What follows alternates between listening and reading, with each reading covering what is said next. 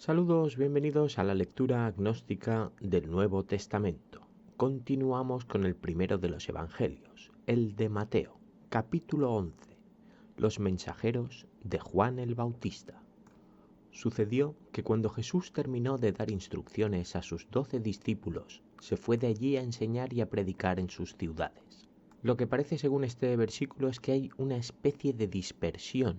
Los discípulos se van por un lado y Jesús por el otro. Aunque a sus ciudades nos pudiese llevar a pensar que éstas pudieran ser de su propiedad en cuanto a fidelización a su causa, creo que lo más probable es imaginar que tanto él como sus 12 seguidores se hayan repartido zonas en las cuales predicar. Entonces Juan, al oír en la cárcel los hechos del Mesías, envió a decirle por medio de sus discípulos.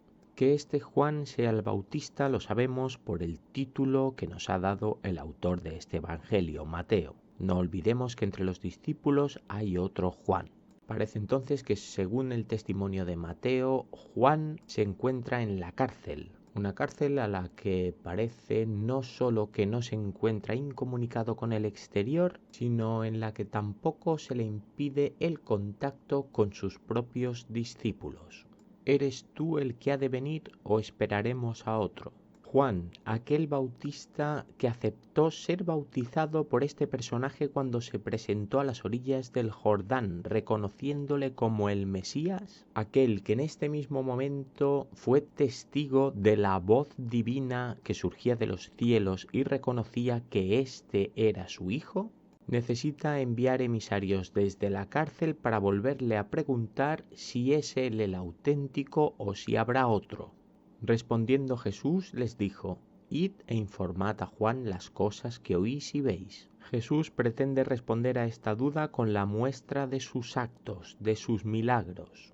Los ciegos recobran la vista y los cojos andan, los leprosos son limpiados y los sordos oyen, los muertos son resucitados y los pobres son evangelizados. De toda esta lista de milagros que demuestra el poder de Jesús, el que me resulta más curioso es la evangelización de los pobres, que entiendo que se refiere a la aceptación de la figura de Jesús por toda esta masa de desfavorecidos. Y bienaventurado es todo el que no se escandalice en mí. Todo aquel que no esté en su contra es bien recibido. Y mientras ellos se iban, Jesús comenzó a decir a las multitudes acerca de Juan: ¿Qué salisteis a ver al desierto? ¿Una caña sacudida por el viento? Cuando estos emisarios de Juan el encarcelado se van, parece que libremente, sin que ningún cuerpo del Estado les impida comunicarse con Jesús y volver a donde está su propio líder, Jesús inicia un nuevo discurso que parece incitar a la disconformidad. ¿Qué es lo que vinisteis a ver aquí? ¿A alguien que se doblega como una caña? ¿Qué salisteis a ver? ¿A un hombre cubierto de fino ropaje? Mirad, los que llevan ropas finas están en las casas de los reyes. ¿Esperabais encontrar a alguien superior a vosotros? ¿A un rico? ¿A un favorecido? No, estos siguen acomodados en la cúspide de la pirámide. Entonces, ¿qué salisteis a ver? ¿A un profeta? Sí, os digo, mucho más que un profeta. Si esperabais encontrar a un representante de Dios, entonces sí, eso es lo que yo soy, incluso más. Este es de quien se ha escrito: He aquí yo envío mi mensajero delante de tu faz, el cual preparará tu camino delante de ti.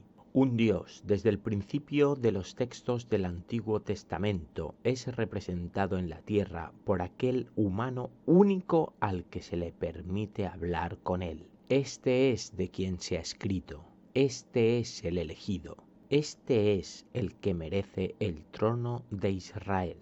De cierto os digo, entre los nacidos de mujeres no ha sido levantado uno mayor que Juan el Bautista, pero el más pequeño en el reino de los cielos es mayor que él. Juan el Bautista, aquel profeta que ya contaba con sus seguidores a la ribera del Jordán, aquel que bautizaba, aquel que se rebelaba contra el statu quo establecido, tal vez por ello se encuentre ahora encarcelado, aquel al cual le seguía multitud. pero aquel solo es nacido de mujer, no como yo soy divino. Pero desde los días de Juan el Bautista hasta ahora, el reino de los cielos sufre violencia y los violentos lo toman por la fuerza. El reino de los cielos, el reino de Dios, el reino de Yahvé se ha visto continuamente atacado por los violentos. Aquellos que lo toman por la fuerza, aquellos que quieren representar lo que no son, divinos, porque todos los profetas y la ley profetizaron hasta Juan. Únicamente aquellos reconocidos por los textos sagrados pueden tener la categoría de servidores de Yahvé. Entre ellos podemos incluso incluir a Juan, y si queréis aceptarlo, él es Elías, el que estaba a punto de venir. Juan es necesario para la causa de Jesús, cuenta con muchos partidarios. Ahora Jesús le dice a los suyos que si quieren aceptarlo le reconozcan como uno de los profetas del Antiguo Testamento, Elías, el que estaba a punto de venir según los textos sagrados. El que tiene oídos, oiga, el que quiera escuchar, que escuche. ¿A qué pues compararé esta generación? Es semejante a niños sentados en las plazas que dando voces a otros dicen: ¿en qué tiempos vivimos que los adultos se comportan como niños? Solo les importa gritar.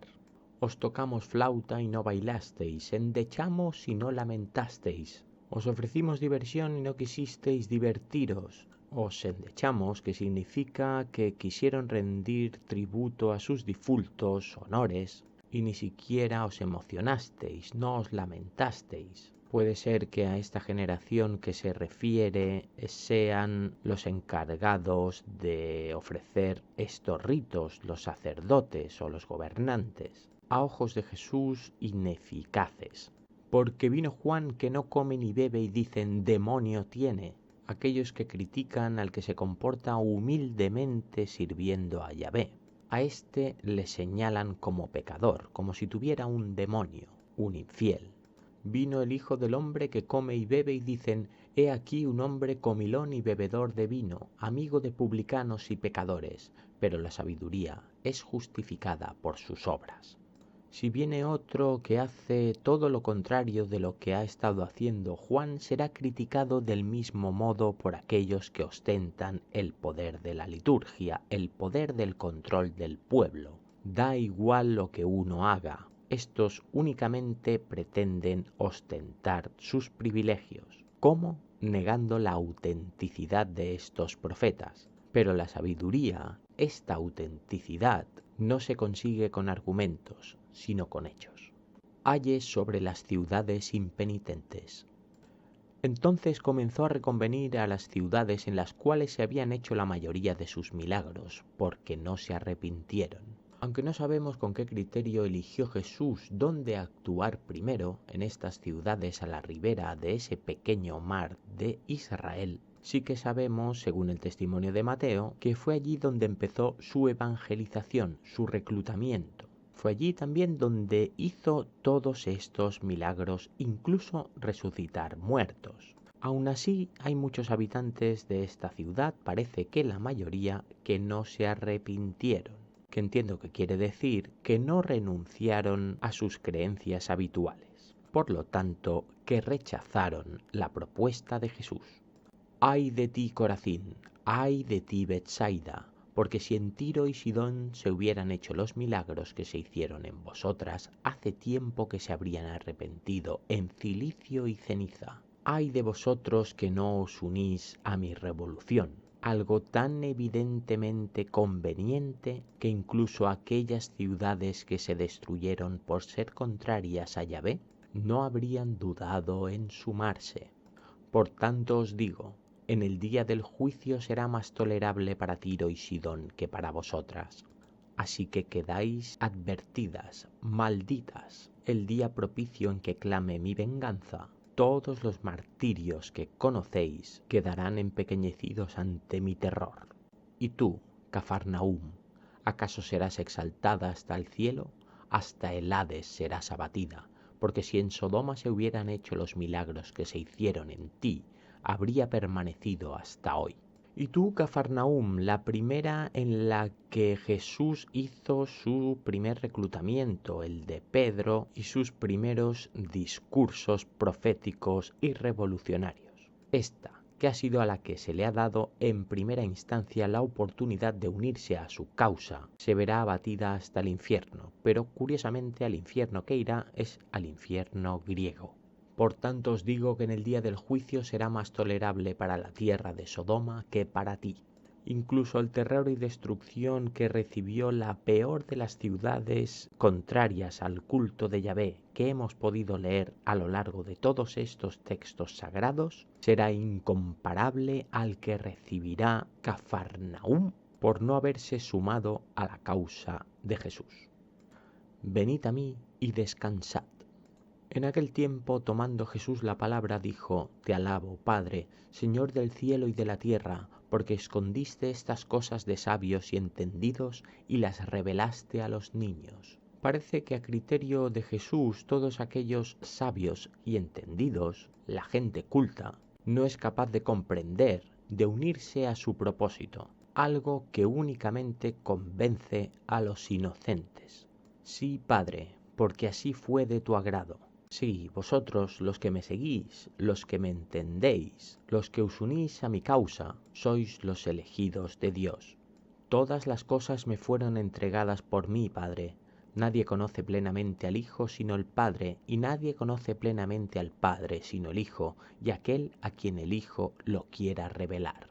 Únicamente Dios es capaz de elegir a su Hijo, al elegido, a su representante en la tierra. Y solo su representante en la tierra es capaz de hablar por Dios, y solo Él conoce los designios de Yahvé. Venid a mí todos los que estáis trabajados y agobiados, y yo os haré descansar. Venid a mí todos los desfavorecidos de las ciudades, todos aquellos que sufren abusos, ya sean en forma de trabajos duros u otros tipos de sufrimiento. Con Jesús, conmigo, el elegido, el que se escribe en mayúsculas, descansaréis.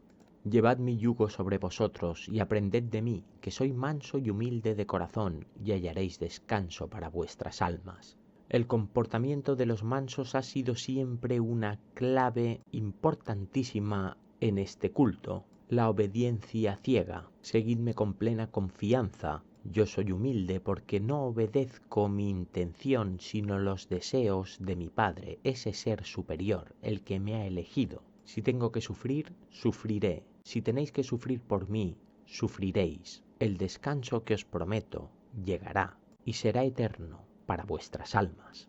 Porque mi yugo es fácil y ligera mi carga. Servirme no os supondrá más esfuerzo que el día a día de vuestras vidas. Nuestra revolución es sencilla porque con nosotros contamos con el más poderoso, Yahvé. Un saludo.